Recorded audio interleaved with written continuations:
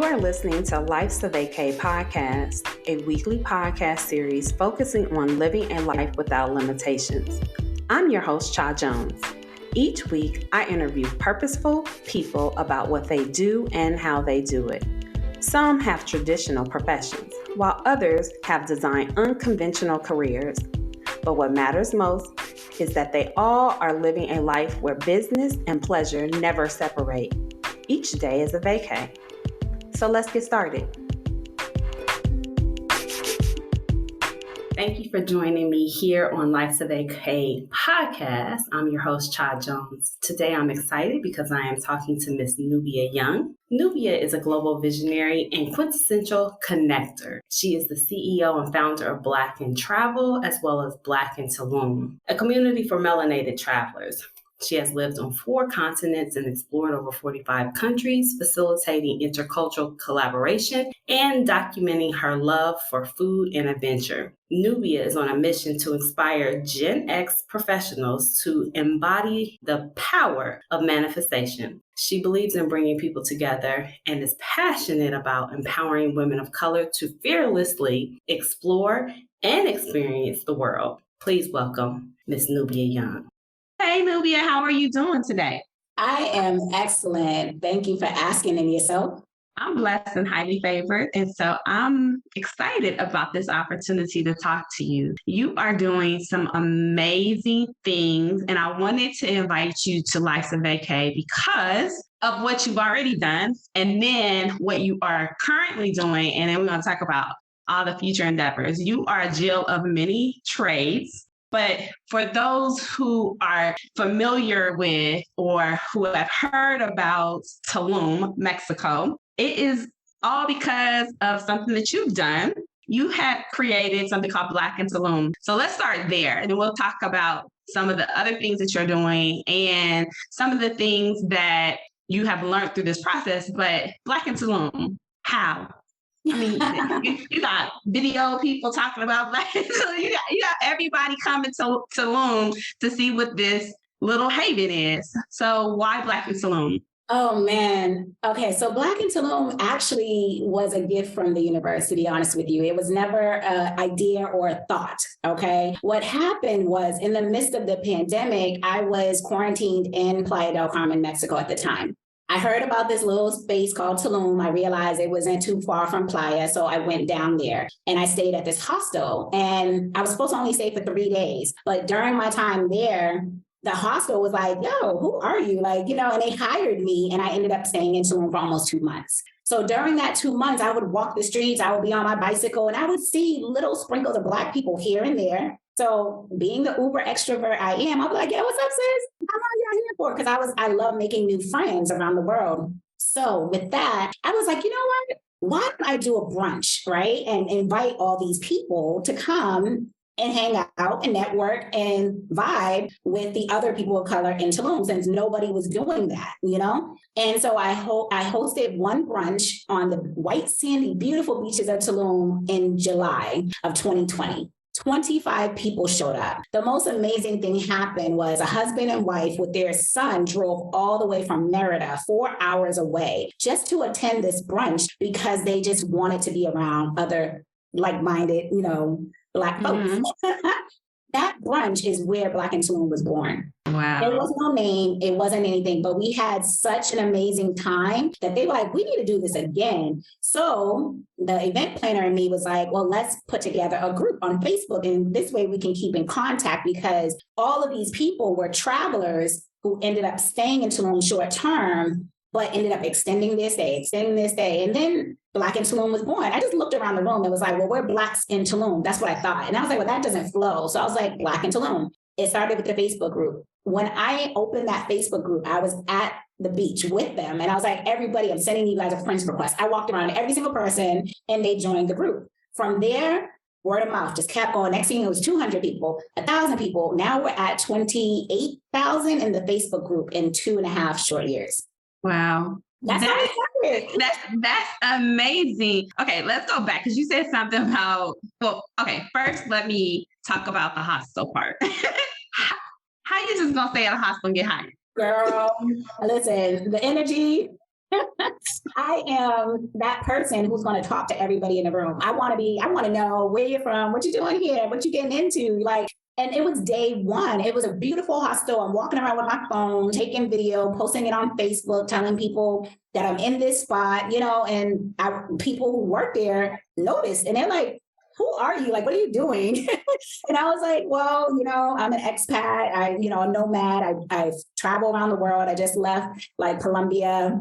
And prior to that, I was in Germany. And prior to that, I was in Thailand. And I'm just explaining like, wow. And so I showed them like the video. They're like, this is dope. Like, and so what are you doing here? And I told them, and they were like, well, we're only 4 months old. And we would love to have somebody like you talk to guests, find out what they're getting into and sell some of our tours. I was like, really? It was like, yeah, we'll give you room and board for free. So they didn't have to say nothing else, girl. Right. That free board. I like that. At that point, I was at a point in my life where I didn't have the financial abundance that I have today. Mm-hmm. I was abundant and rich in culture, nature, relationships, but I just didn't have the means. So to spend $13 a day for a room, and I was getting that for free and food, and all I had to do was sell tours, and I could go on the tours for free. I was like, yes, sign me up. Right. I love it. Now, for those who don't even understand what Black in Tulum is, can you explain that to us? Oh, wow. Okay. So Black in Tulum, I see Black in Tulum as a community. It's a community for people of color in and traveling to Tulum. We share resources. We vibe together. I put together events 6 days a week. We have open format events. We have Amapiano, Afrobeat events. We have hip hop events, and we have trap nights, like, a little bit for everybody. When I started Black in Tulum, people were like, you need to monetize this. And it wasn't until I had a guest come to my third brunch, and he was like, yo, sis, you don't sell tickets for this? And I was like, no, I was really doing everything because I loved meeting new people. I would contact hotels and see if we could have a space or a table or something. And I was just wanting people to get together. It was never a party in the beginning. It was all about connection. I call myself a quintessential global connector. And when he said, I would buy a ticket to this, I said, you would? And I was like, really?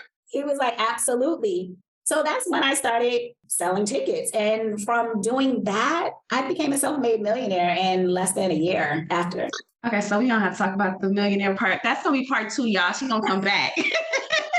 So now you have transitioned and you are doing Black in travel. Yes. So, I remember when I moved to Korea in 2008, and there was no Black travel movement, right? We were defining what that meant, because at that particular point, we were at the brink of what was about to happen. And so now I see all of these different movements or different aspects within the movement, and it amazes me. And so you are now transforming Black in Tulum to Black in Travel. Talk about that. Tulum has been amazing, and it's been a stepping stone. But during that time of cultivating Black in Tulum, I knew that this was a trend. Right. And the trend left. I mean, to be honest with you, COVID did this. I mean, between COVID and Nipsey Hussle, with the marathon victory lap, and he talking about sitting on the Mayan ruins, smoking a cigar in Tulum, or whatever he says in that sentence. I think that it was something that people of color needed at the time. With anything, trends have ebbs and flows. I'm an avid traveler. I've been in Mexico now for 3.5 years, and I just know that I'm bursting at the seams to get back out there. So with that, I want to take people with me. Mm-hmm. I have met hundreds of people who have approached me at Black in Tulum events and said, thank you. I didn't even have a passport, or I've always wanted to travel, but I didn't know that I could do it and find people that look like me, or, I met my new best friend here, or I met my boo here. You know what I'm saying? So with that, it came a sense of responsibility now for me to show people other places in the world. And the great thing about what you said was this has been going on for a while, but never on this mass scale. I think when people of color were moving abroad 10, 15 years ago, not just to travel. Some of it was for things like work exchange, or, they got a job teaching or something of that nature. Now people are really spending their money on leisure and self-love, and so I really want to be able to curate experiences globally, because I have lived on 4 different continents. I have networks all over the world, and it just makes sense to expose people to this. I love it. I absolutely love it. It speaks to my soul. And for those who are listening and they don't have a passport, why should they get one? Why is that important, especially today?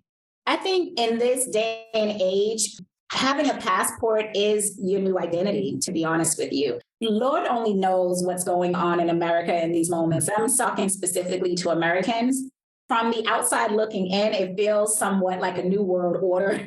So I feel like having a passport is your way out, just in case. But, I'm a big component of even traveling domestically. I think travel in general helps transform you to be a better person, because it opens your eyes to different cultures, to different people, to different foods, to different landscapes. It's things like, I didn't start traveling internationally until I was 32. So for me, I was a late bloomer, where, some people are military kids and been traveling all their lives. And some people just don't think they have the means to travel. But travel really has transformed lives. It saved mine, to be honest with you. So I just want people to understand that there's so much more out there to see, to feel, to touch, to smell, to appreciate. And you won't get there without the passport, to be honest with you.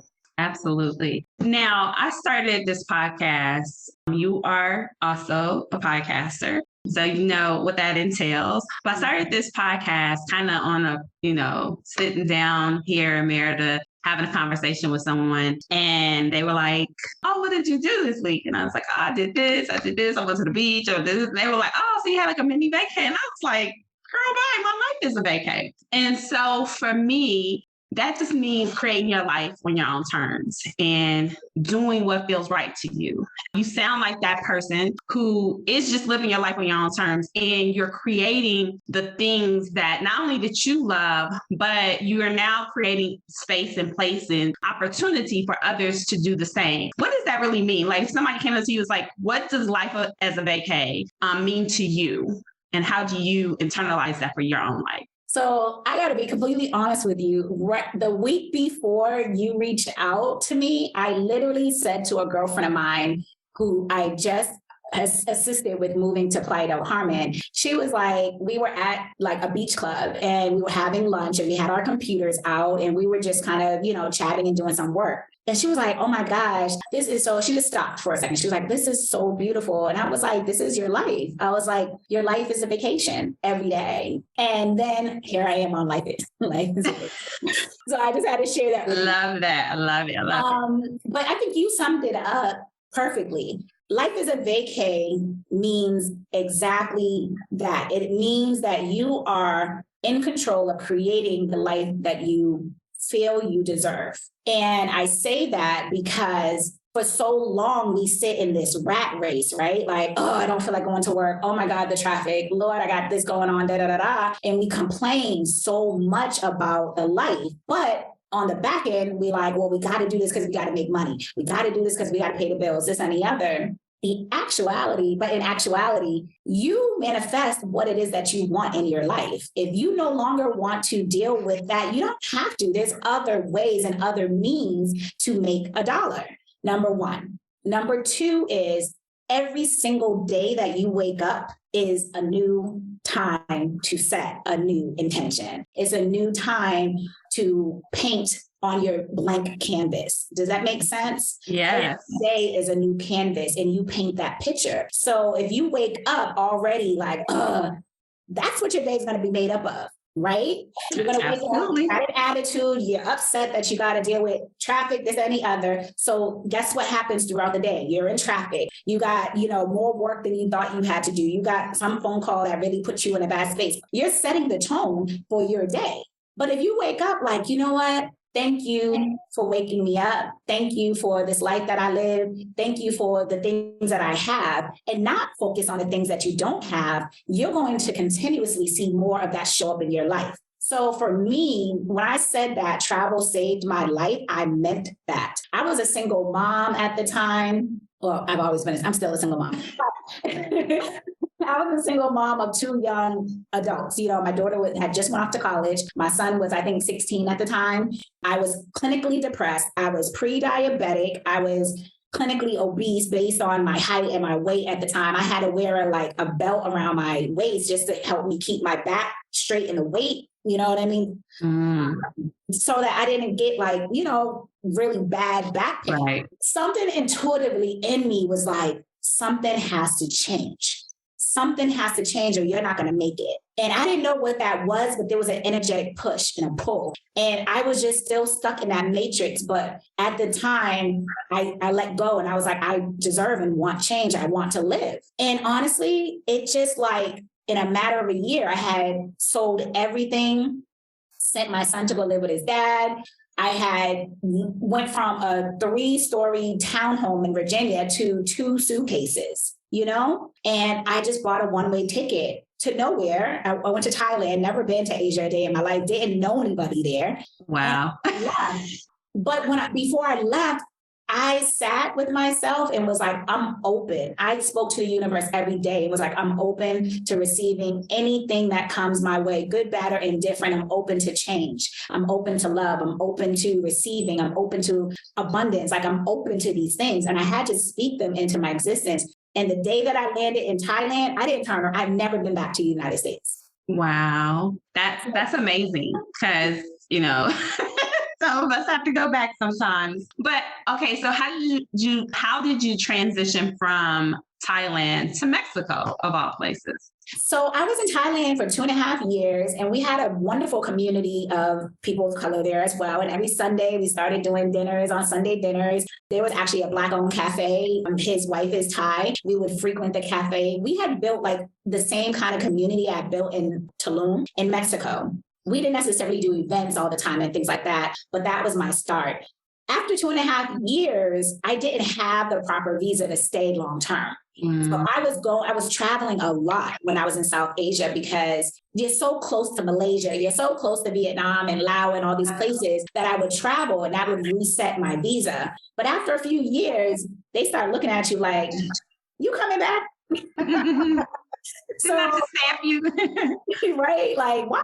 Back here. So in order to just protect myself, I was like, you know what? I want to move somewhere that has a population of more people of color. So I ended up going to Colombia, and I was in Colombia for about 3 or 4 months, but it wasn't my thing. I just didn't like South America as much. It's very difficult to travel South America because it's so expensive. So like me wanting to go to Brazil, but I'm living in where was I living at the time? I think it was where was I living? Shit, I don't know. I was living in Colombia. And I wanted to go to Brazil. The flights were like $800 round trip. I was like, I could go back to America and get a flight to Brazil for $4. You know what I mean? Right. So I left. And to be honest with you, Mexico was not on my list. I was dating somebody in the States.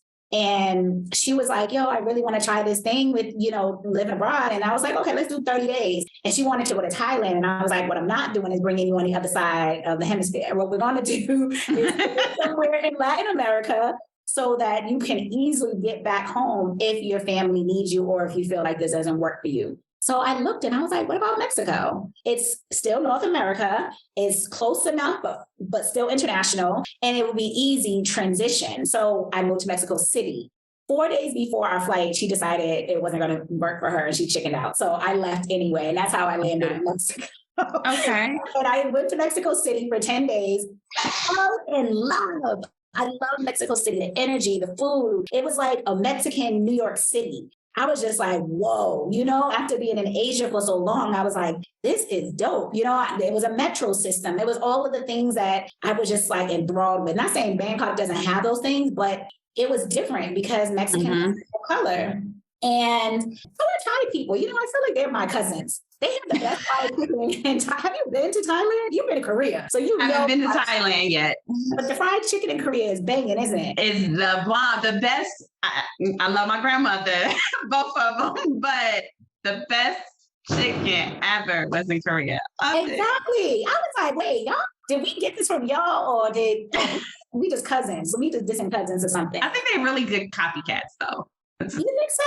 And yeah, everything is. And I used to be walking in the streets and I'd be like, y'all know y'all black, right? Because they used to do everything that was so black. I was like, y'all eat pig feet, y'all eat chitlins over here, y'all got some greens, right? Y'all know y'all black. But that's the funny thing is I would sit and look at Thai people in the villages, especially. Their noses would be nice and spread. They're wide. They have a darker skin tone to them. And I was just like, there's something here. I don't know if they're copycats or if we're the copycats, because as Americans, ain't nothing authentic about us, I'll be honest with you. Yeah. Well, they have like a lot of, even in Korea, there were different artifacts and things that when I would go around that have African features. So we've been in all parts of the world prior to, even being enslaved. So I just think we have put our mark on the world. And then it shows up. And Koreans are really, really good at taking something and just like morphing it into making it like look totally Korean. You'd be like, that was Japanese. But you know what I love the most? It doesn't matter where in the world you go. At some point, you'll hear Snoop Dogg, Tupac, or like something like they love hip hop. The restaurants in Korea used to just be like Beyonce, Jay-Z. You be like, because you be like, wait, hold up. The subway. And you like, I feel like I'm at home. So when I lived in Korea, I didn't feel like I was out of place. It was really easy to kind of just assimilate into the environment and be, one with everything I was doing. I didn't feel like, oh man, I don't know where I am. Like I've been places like, well, I don't know if I felt like that in Europe, but you definitely know you're in Europe. Like that Black person in Europe versus in Korea or like even in Malaysia. I just never felt like the other. Malaysia is, but the thing about, I love the conversation that we're having right now. These are the things that people don't know, right? Is we sit in ignorance because a lot of people don't show or don't share those things, those little things that make a huge difference. So one thing that you mentioned I'm a podcaster. I had podcasts for 2.5 years while I was in Thailand, and it was called Chronicles Abroad. The whole point of that podcast was to share my journey and the journey of my co-host, Francis. And we were sharing our journey, but at the same time, interviewing people like yourself and, other people of color and others that we met abroad that had stories, because people wouldn't know if we don't share and we don't talk about it. You know what I mean? It's great. I love influencers. I have influencer friends, but that's just a very narrow perspective, right? It's definitely something that's either paid ad or they're doing it because they're, trying to feature a thing or whatever. And at the time, before I started the podcast, I would do a ton of research and I was not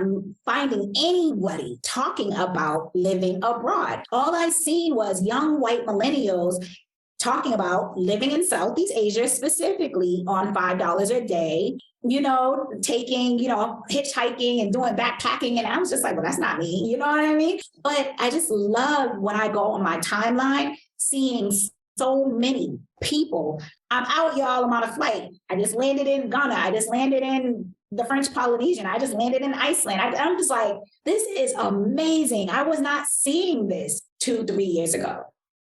So just sharing the fried chicken story or sharing how much of a love for hip hop other cultures have, it really would make somebody listening to this go, damn, I didn't know that. I know that, you can travel pretty much anywhere in the world and hear hip hop or get some of the best fried chicken you'll ever have in your life. Or, I mean, I was in South Africa and I couldn't wait to hear all the African music, the drums. You know what I heard most of? R&B.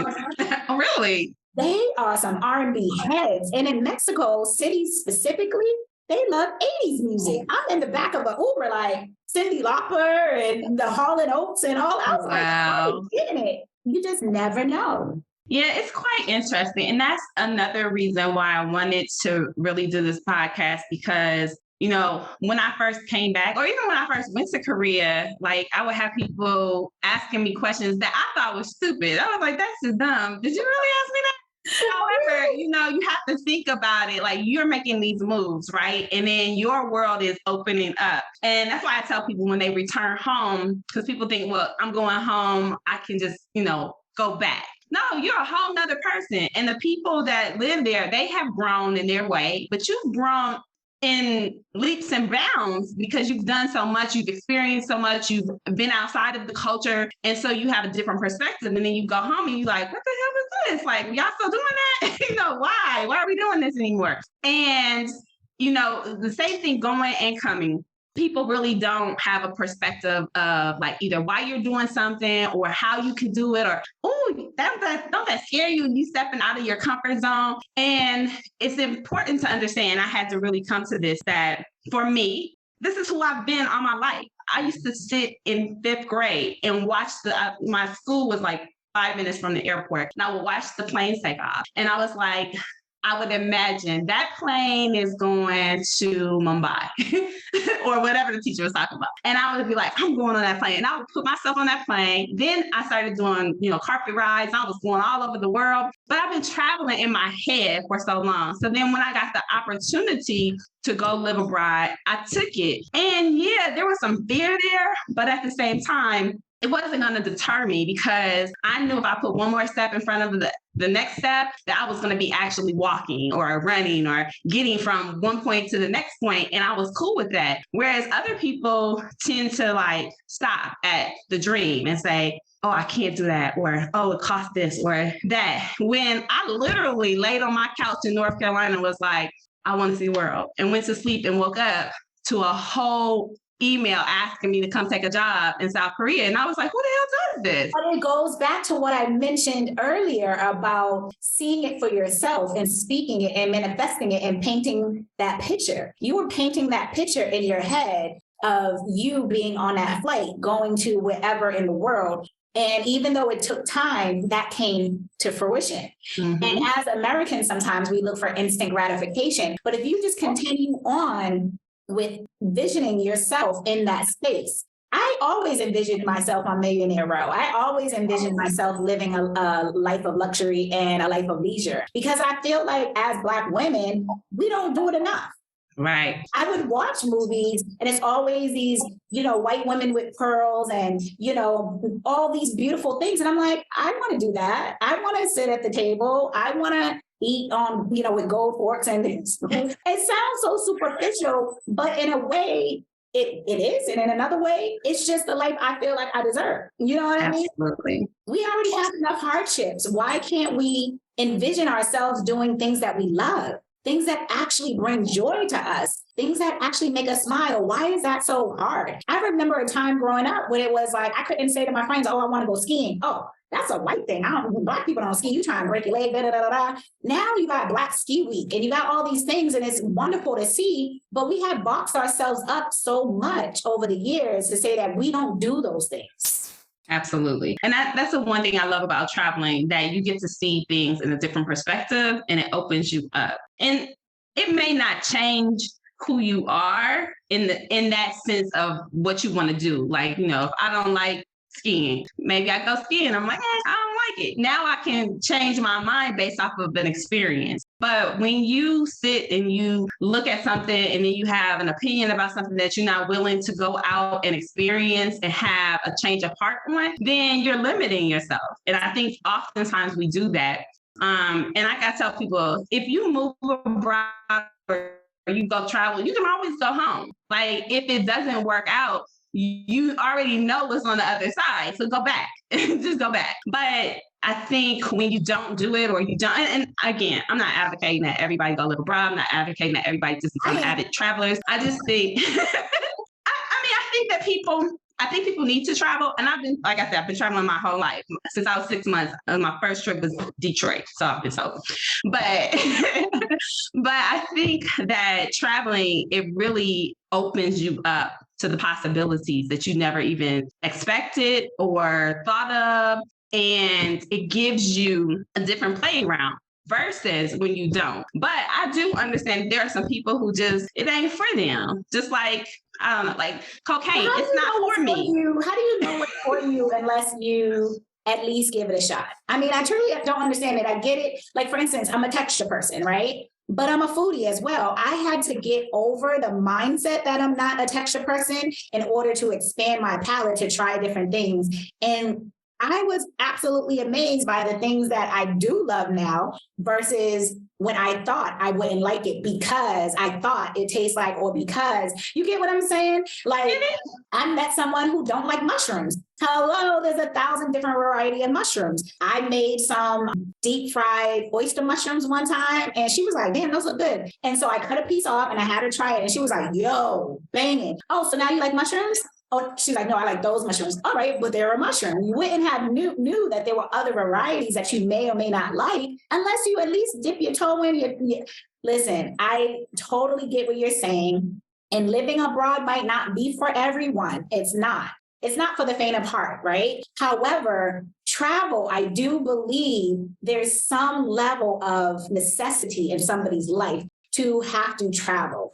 And I'm not saying travel internationally all the time, but get out of your box. The only 4 streets, the same grocery store, the back to work and home, the just home, just, bowling or whatever it is that you do on a day-to-day mundane basis, and take a weekend and go 2 towns over, and just spend time there, or take a ride up to, if you have a lake in your neighborhood or a mountain or something. I just believe that we as people deserve to get out of the comfort zone and experience something new. If you're a hamburger and french fries type of person, that's great. But once in a while, try something else. Maybe try pasta. I don't know. Just challenge yourself to do something different. That's all I'm saying. I totally agree with you. And when I say that everybody is not, traveling is not for everybody, I mean that. And definitely, I'm one of those people, if I lived in the States, I would get bored. I would just be like, okay, I'm going to next town over. I'm going to go, I hate fishing. I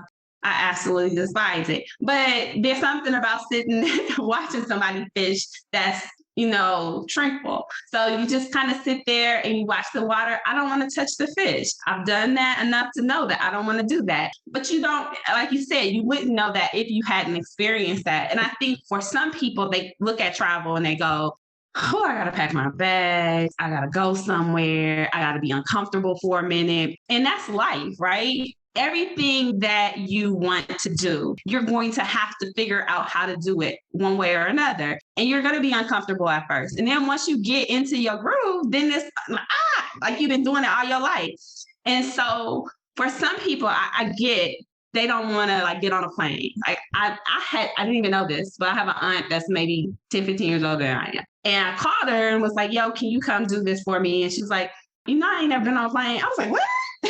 What? They make you like you? You ain't never been on a plane ever? And I was like, that's impossible. But there are people like that. I don't understand it. And whatever her fears are, whatever the situation is, I'm totally. She can take a train places. She can take a bus. Listen, train, automobile. There are different ways to travel. Like I said, I'm not, pushing international travel on people at all.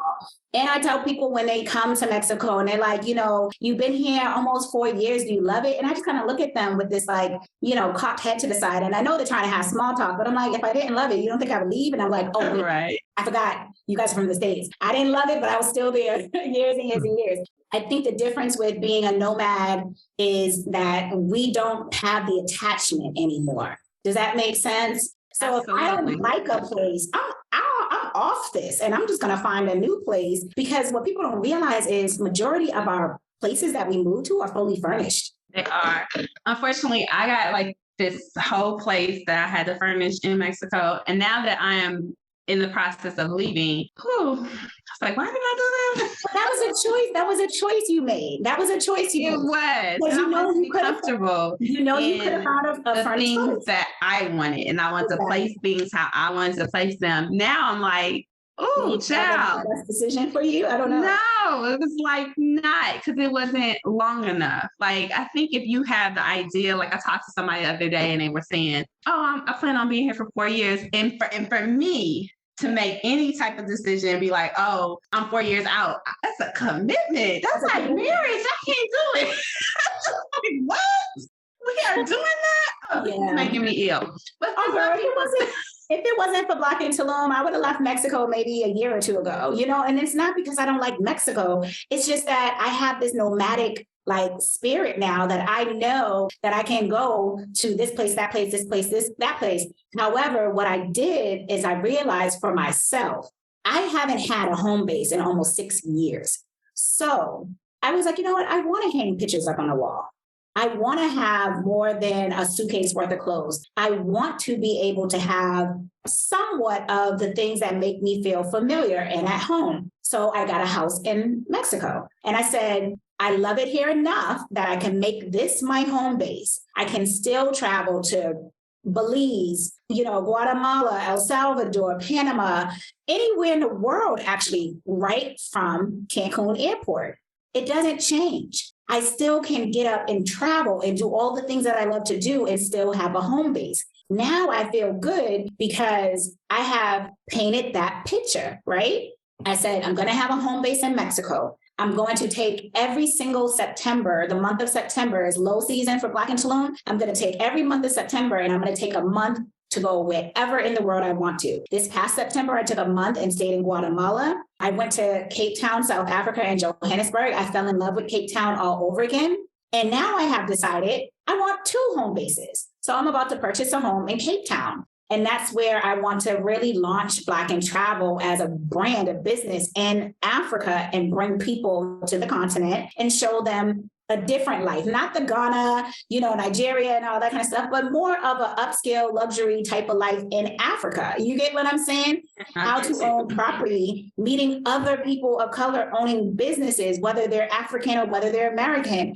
I'm like, so half of the year I'm going to live in South Africa, the other half I'm going to live in Mexico, and 1 month out of the year I'm going to spend in anywhere, and that's just my vacation time. You know, so that's the life that I choose to paint for 2023 and forward. You get what I mean? Absolutely. And I'm there. And that's kind of why. So right now people are like, where are you going? I'm like, I don't know yet. They're like, wait a minute, aren't you leaving? Yes, 15 days. But I still don't know where I'm going because I don't feel like I can make that decision and say, I want to be here. I want to go see some different places. You know, I've been to half of the world. Now I need to go see the other half of the world. And I do want a home base. And I think what I did was the opposite. Like I tried to make a home base because I have a 3-year-old. So I was trying to make home and then was like, this is not home. This was a temporary spot so you could like reevaluate what you really wanted so that you could go to the next place and then make that it. But that doesn't have to be like your end all be all. No. That can just be your place that you come back to. And I've described, and I'm so glad. Thank you for talking to me today because I described that to somebody because I was like, no, I just need that place where I can always come back to. I feel like that's the thing I'm missing. And I don't feel like this is it. But when I find that, that's when I'll know this is like where I can have my permanent bed with my door locked and then I can go about my business and I can come back and I'll feel displaced. So right now, when I go somewhere, I feel displaced. I feel like I don't really have no roots and I do have roots. So I just need to plant them somewhere. So thank you. But that's the thing, you know, and I think that's one thing that I have done well in my journey is that I share shit transparent, excuse my language. I share stuff transparently, good, bad, or indifferent, because it's like, there are times when you are living in paradise and I have to literally reel it back in and be like, Nubia, there's nothing to complain about. Look at your life. You know what I mean? And I have to come back to gratitude, right? And then I got to start making decisions. And then I got to start thinking, well, what do you want to do? I start asking myself these questions, and that's kind of what helps me navigate. I don't know if people who follow me will know, but one day it was a random Wednesday, okay? And I was like, I'm bored. I want to do something. It was just like that. So I went on Google Flights, and I literally was like, where can I fly out to this weekend and take like a little weekend getaway? But I said, you know what? You always want to go to Italy, girl. Go. I went and looked at flights to Italy to leave that Friday. It was like 1,100 round trip. Flights are expensive now, so no matter where you go. I could have went to Miami, it would have been 1,100 round trip. But I booked the flight and I went to Italy for 10 days. 2 days later, just because I wanted to, just because I made the decision to say, you know what, you've always said you wanted to go to Italy. Why not today? There was no reason. I was like, my business has, employees, they do their thing. I can go. And I went. And I think it's that mindset to start asking yourself and start really sitting down with yourself. Like, I think that's the one thing that we all miss sometimes. And travel gives you that. When you're traveling, you spend a lot of time by yourself, especially if you're a solo traveler. So you have the time to actually reconnect with the things that actually feed you. Because sometimes we get so lost in calling up your girlfriends. Hey, girl, what you want to do today? Hey, girl, you want to go? Hey.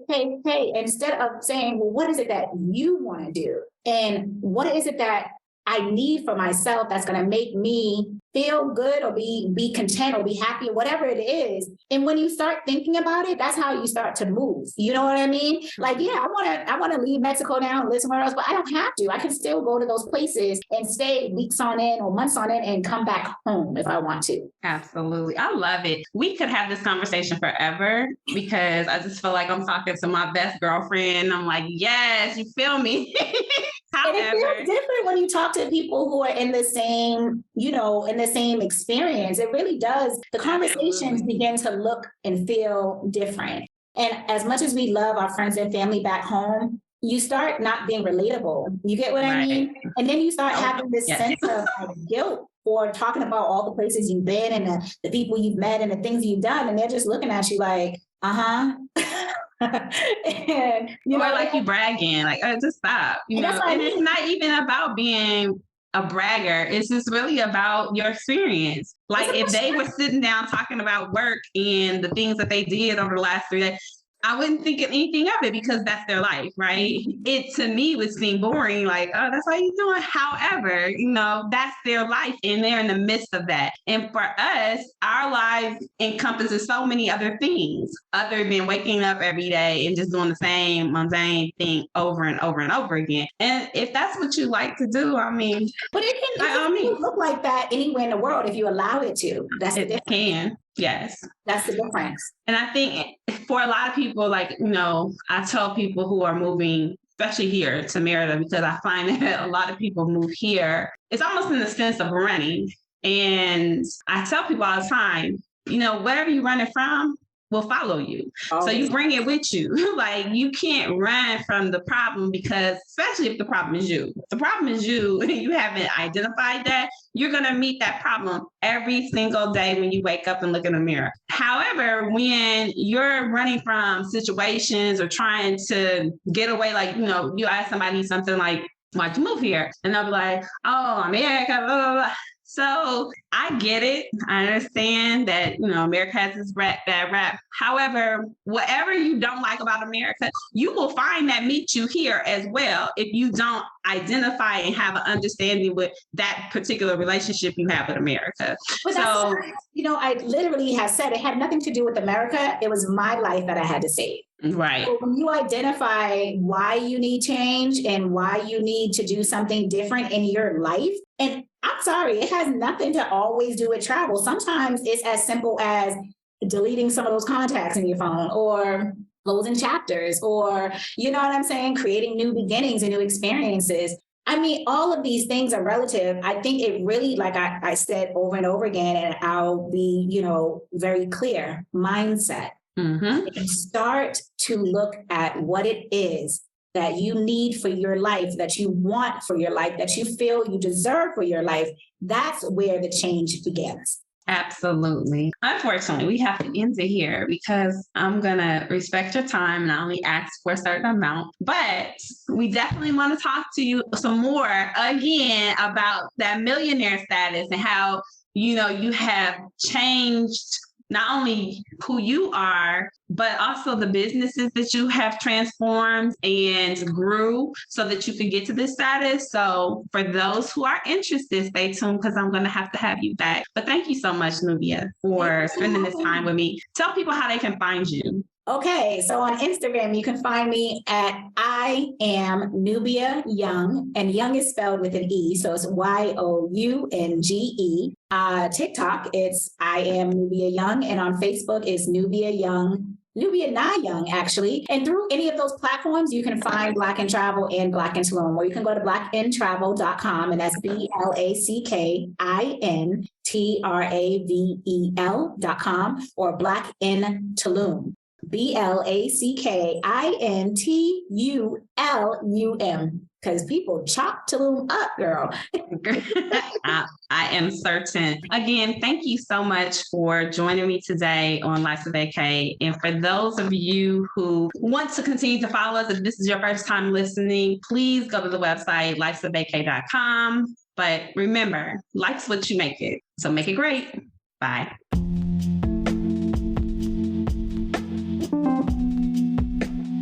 You have been listening to Life's a Vacay podcast. Thank you for tuning in today. Every day you have a choice, so choose yourself and never allow your circumstances to dictate the life you live. Whatever you don't like, you can change. Remember, nothing happens overnight, but know that when you set goals and take inspired action, whatever you desire can come in perfect timing. Never give up on creating the life you deserve. Don't anticipate your next vacation when you could be living a whole life on vacation. Until next time, I'm your host, Cha Jones. Please remember to like and share this podcast so that others can be inspired. Peace.